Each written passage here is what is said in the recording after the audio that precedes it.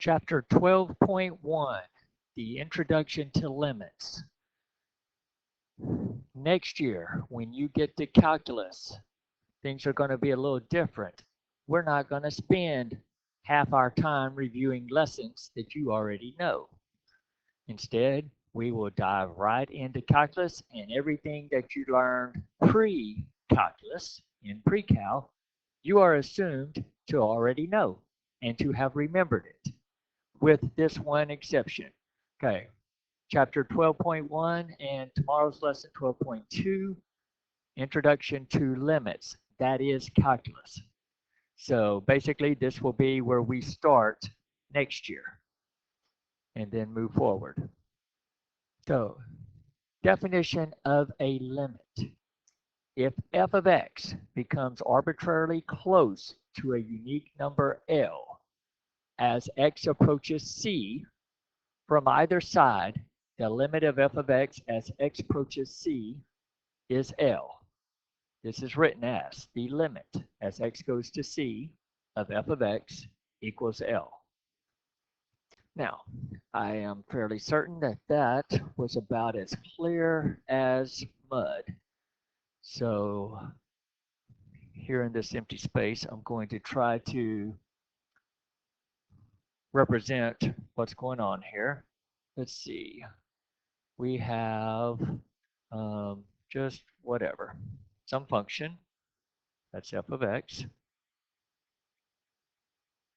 All right, as as x approaches C. So let's say we've got some x value here, C. That's going to correspond, that point right there, if you will. This right here is f of C. Well, what they're saying is that is L.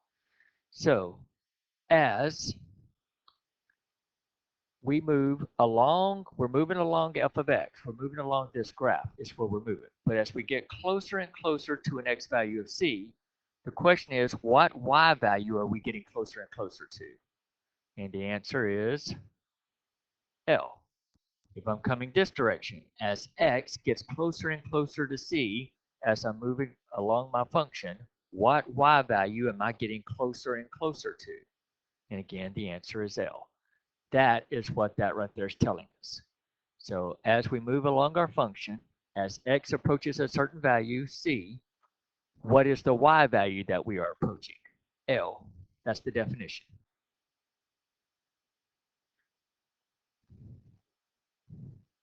Now, it's important to note we're not actually saying what does it actually equal at that point, but what is its value that it is approaching. That'll make more sense in a couple of minutes. Bear with us. All right, so first thing, use a table to estimate the limit. So we are looking at the limit as x goes to 2 of the function 3x minus 2. And we're going to use the table. So I'm going to demonstrate a couple of these, and they've kind of already made this table for us. As x goes to 2, so as we get closer and closer to 2, so 1.9, 1.99, 1.999. Okay, really close to 2. We're not starting at like negative 100 or anything. That wouldn't do us any good. Value is getting really, really close to 2. So starting with 1.9, our function here is 3x minus 2. So we want to do 3 times, and the x value in this case is going to be 1.9, and subtract 2. So we punch that out, and we get that value to be 3.7. Now do it again, this time with x being 1.99. So 3 times 1.99 minus 2. And we get 3.97.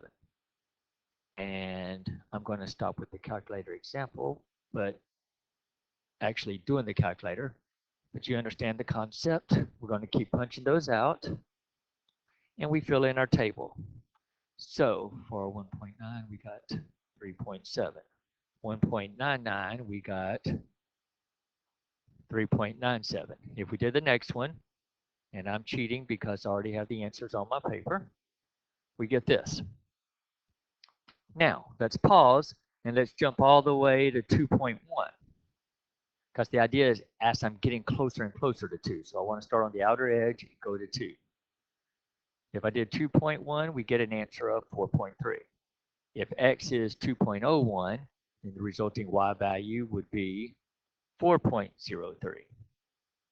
If the x value is 2.001, when we plug that into 3x minus 2, we get 4.003. So in both cases, as I'm getting closer and closer to an x value of 2, what is the y value that it is approaching? 4. And that is our answer to this problem.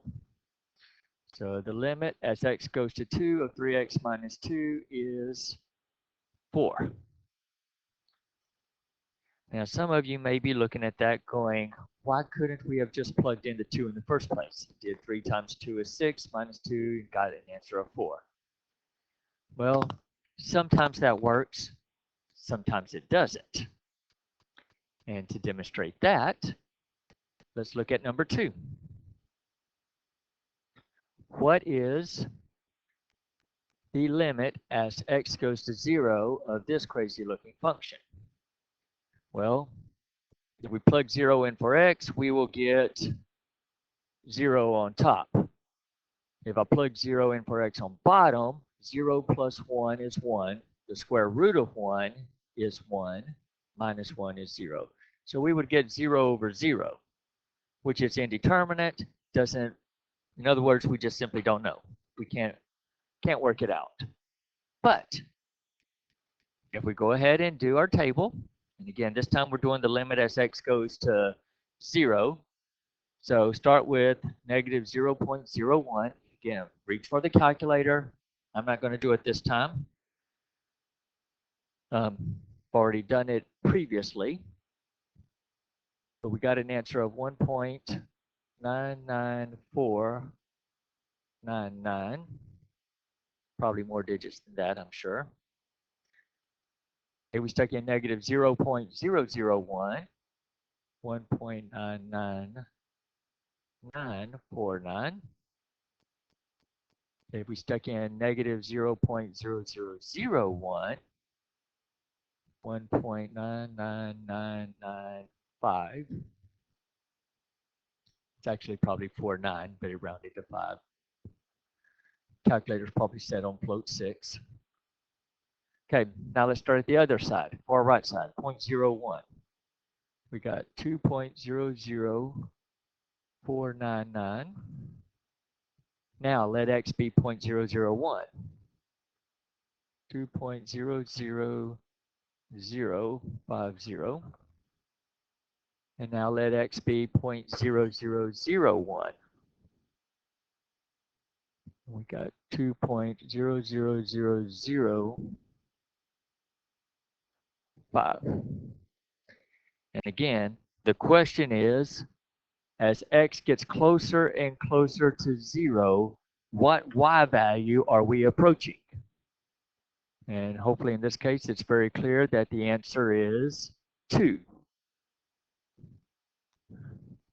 So the limit as x goes to 0 of this function is 2.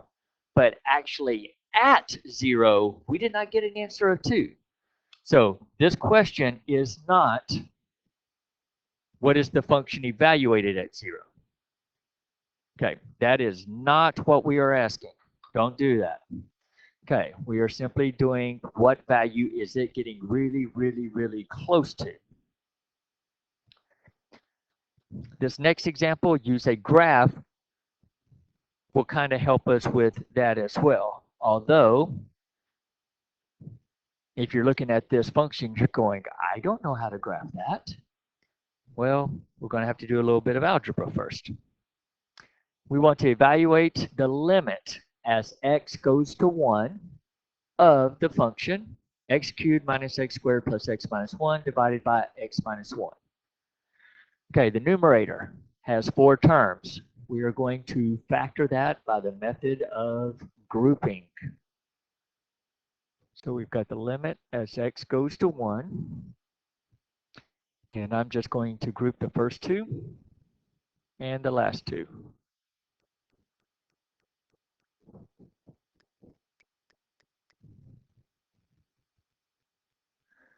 First group, take out an x squared. Second group, don't take out anything, but there's an understood 1, if you will. I'm just going to go ahead and write that for teaching purposes. I would not normally write that. Now for the numerator, I have a GCF of x minus 1. When you factor that out, what are we left with in the, well, what's left over? An x squared plus 1. Still over an x minus 1. Now, hopefully at this point, you recognize that that right there will cancel. And basically, we are left with just this. Now, the function of y equals x squared plus 1, that is a graph you know how to do. So we can graph that. Now, this graph and this graph are not exactly the same. Okay, but it's basically the same graph with one little catch, and that is there is a hole at x equals 1. Go back to, I don't even remember, chapter 2.6, I think it was. Might have been 2.5, but I think it's 2.6, where we had all of our zeros and our vertical asymptotes and our holes and horizontal asymptotes and slant asymptotes, etc. If we have a same factor on the top and the bottom, numerator and the denominator, then it is a hole. All right, so with all that in mind, we do actually know how to graph this. So what we have here basically is a, that extra line's throwing me off, is a parabola.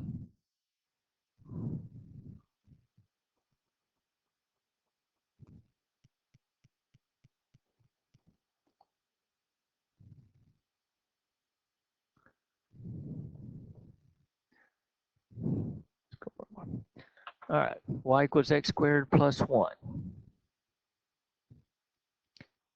So shifted 1 up, and it is parabola to 1, 2, 3, 4. So it's going to be about right there.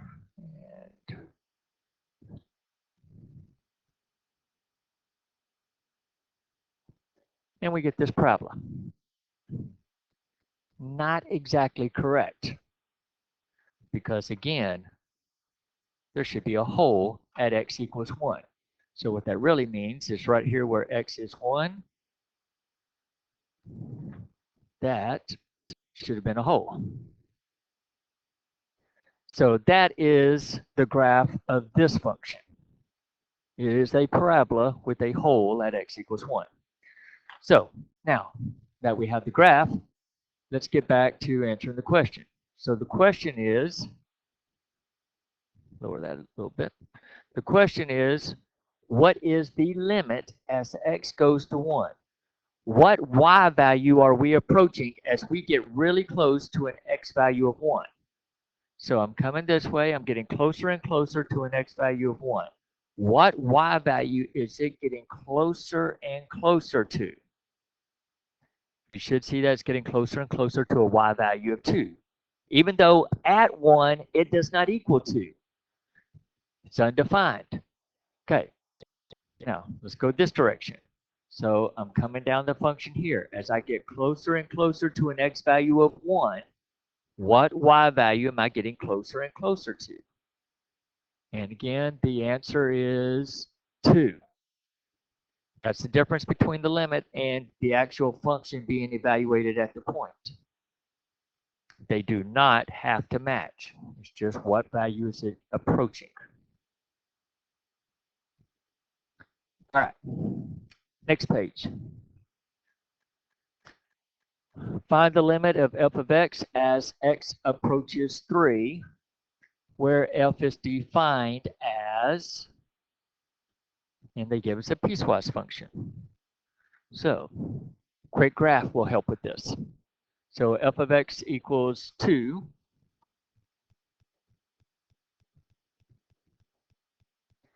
It's just a horizontal line everywhere except when x is 3. So we get this line, horizontal line everywhere except when x is 3. At x equals 3, it is actually this point. Now, does that still pass your vertical line test? Okay, yes. It is a function. It's just a piecewise function. Now the question is, what is the limit as x approaches 3 of this function? So here's my x value of 3. As I'm traveling this function, as I get closer and closer to an x value of 3, what y value am I approaching? 2. As I get this way, what y value am I getting closer and closer to? 2. Even though f of 3 itself is not 2, it is 0. Again, that's not the question. It's just what y value are we getting close to as x gets closer and closer to that value of 3. Next one. This will be another quick sketch quiz that we will add next year. So you might want to start thinking about this. What does the graph of y equals the absolute value of x over x look like?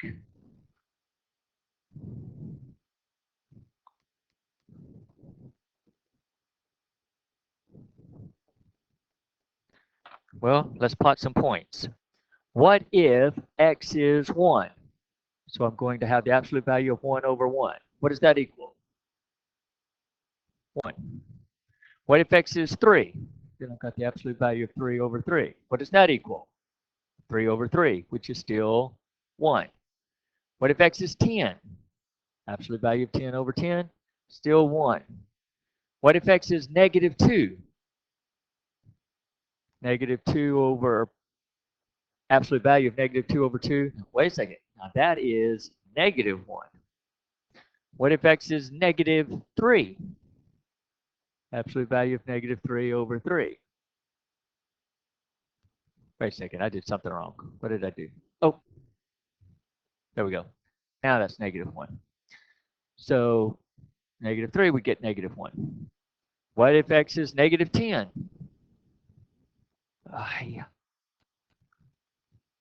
Brain and hands got to work together. Okay, we get 10 over negative 10, which is still negative 1. Okay, now what about 0? That's 0 over 0, which is indeterminate. It's undefined. So in other words, it's open right there at 0, but everything positive equaled 1. Also a hole here, but everything negative was negative 1.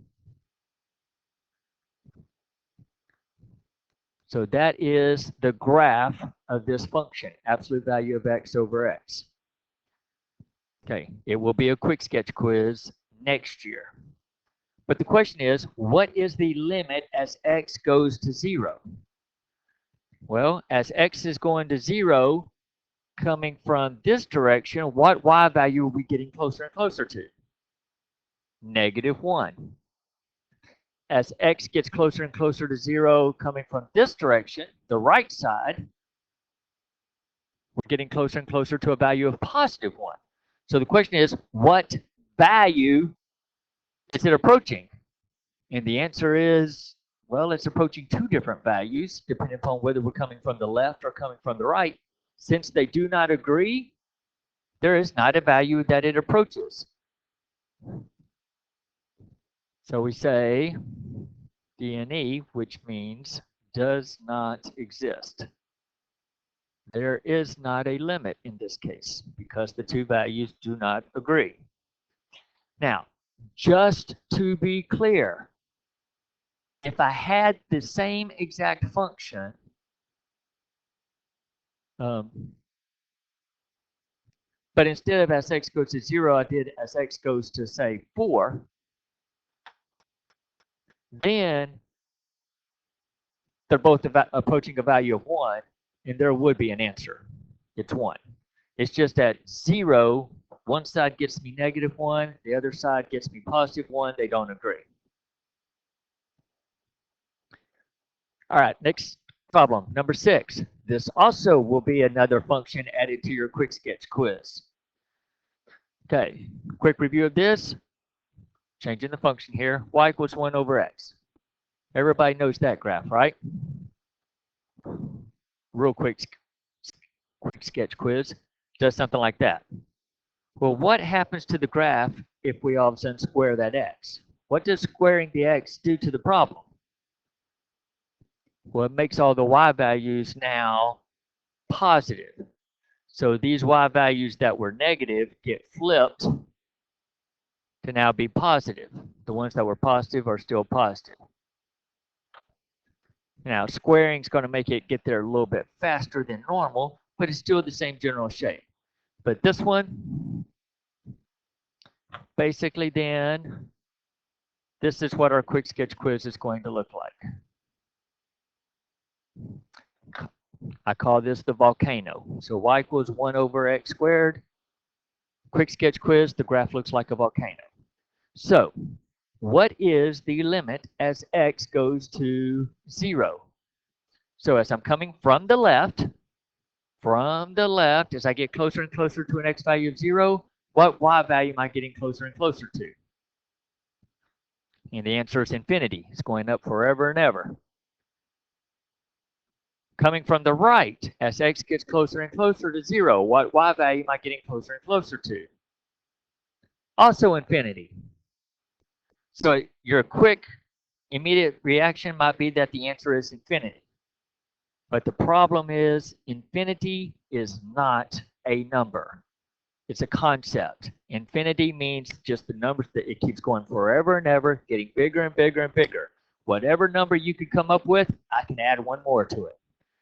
So infinity itself is not a value. Because it is not a value, then this limit does not approach a value. So it also does not exist. And then the last one on this page, this one's going to require calculator help because,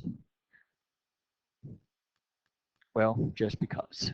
The graph of y equals sine x, you know, but this is not y equals sine x. This is y equals sine 1 over x. All right.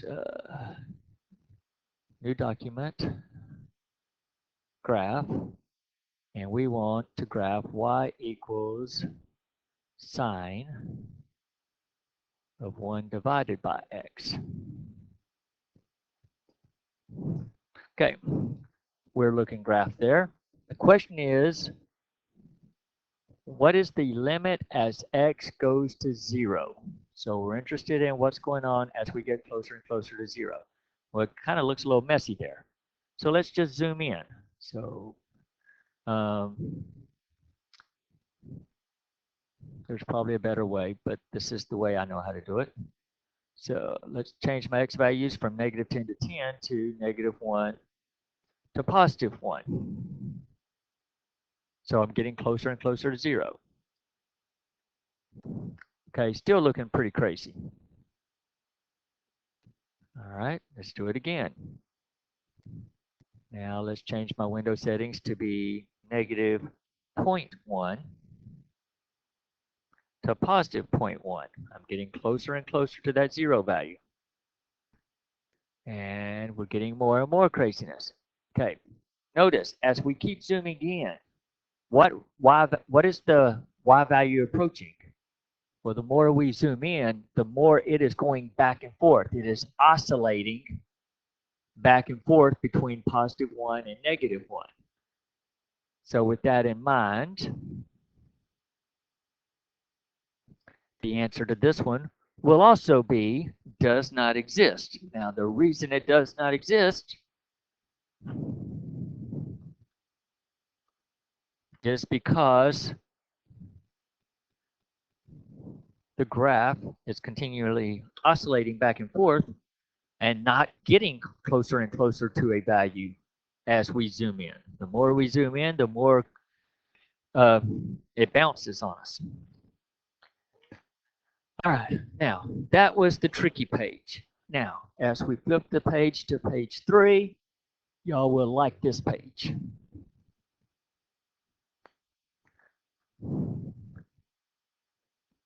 In many cases, the value of the limit, though, can simply be found through direct substitution. If the function is continuous at the point in question, then you can just simply do the direct substitution. So, number 8, find the limit as x goes to 4 of x squared. Well, y equals x squared is a parabola. It is continuous everywhere. So is it continuous at x equals 4? Yes. So therefore, just plug 4 in for x. So if it is continuous at that point, then it is legal to just evaluate it. Basically, that's coming back to what we did right here with this problem. So it is legal if it is continuous. All right, number 9. What is the limit as x goes to 4 of 5x? Where y equals 5x is a line, continuous. So just plug in the 4 for the x, and we get our answer of 20.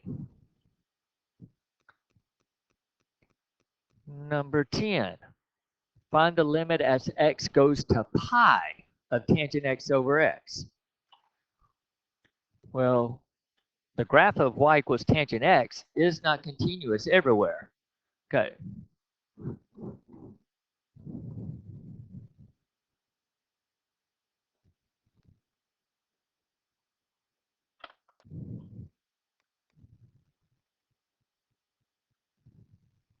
Oops. Looks like I need to keep going. 3 pi over 2 over here. 3 pi over 2.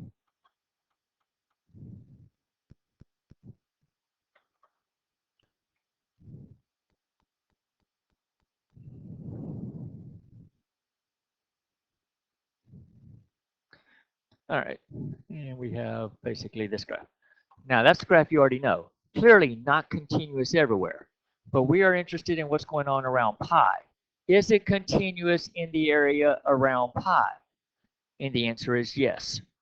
So, because it is continuous in that area around pi, then we can just evaluate it. And so what is, so everywhere there's an x, plug in pi, so I get tangent of pi over pi. And what is the tangent of pi?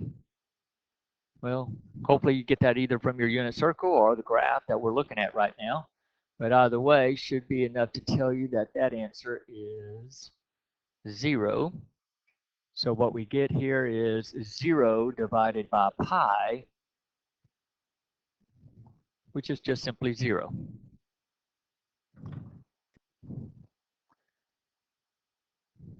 Next one, square root function. Well, the square root function is continuous everywhere within its domain. Now, its domain is not everything. It's not all the reals, but everywhere in its domain, it is continuous. So it is continuous when x is 9. So you just simply plug in 9 for x. Limit as x goes to pi of x cosine x. Well, cosine graph is continuous everywhere. X is continuous everywhere. Y equals x. So it's just simply going to be pi cosine pi. Now again, that requires knowledge of your unit circle. So what is the cosine of pi? -1. So pi times -1 gets us negative pi as our answer. Next one, more parabolas. So as the limit as x goes to 3, everywhere you have an x, plug in 3.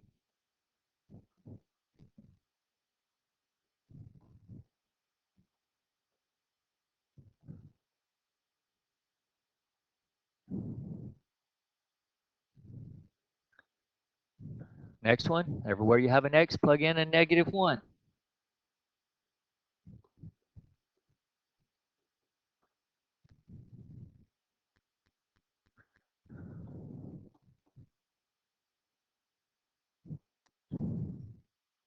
Next one, important to note, is number 15 continuous everywhere? No. Where is it not continuous? It is not continuous when x equals -3. You should be able to look at that and see that we have either a vertical asymptote or a hole at x equals -3, but either way, it is not defined at x equals -3. But that's not what we're interested in. We're interested in what's going on at x as x gets closer and closer to -1. So at -1, it is continuous. So therefore, it is acceptable to just plug in -1 everywhere there is an x. So -1 squared plus the -1 minus 6, but all divided by -1 plus 3. So this time we end up with an answer of -6 over a +2. So our limit approaches, as x approaches -1, will approach a value of -3. And then the last one, everywhere there is an x, plug in 4. But there is no x. Don't let that throw you off. It's a constant function. It's just a horizontal line crossing the y-axis at 6. So what y value is it approaching? Still 6. All right. That was our intro lesson into calculus. Welcome to limits.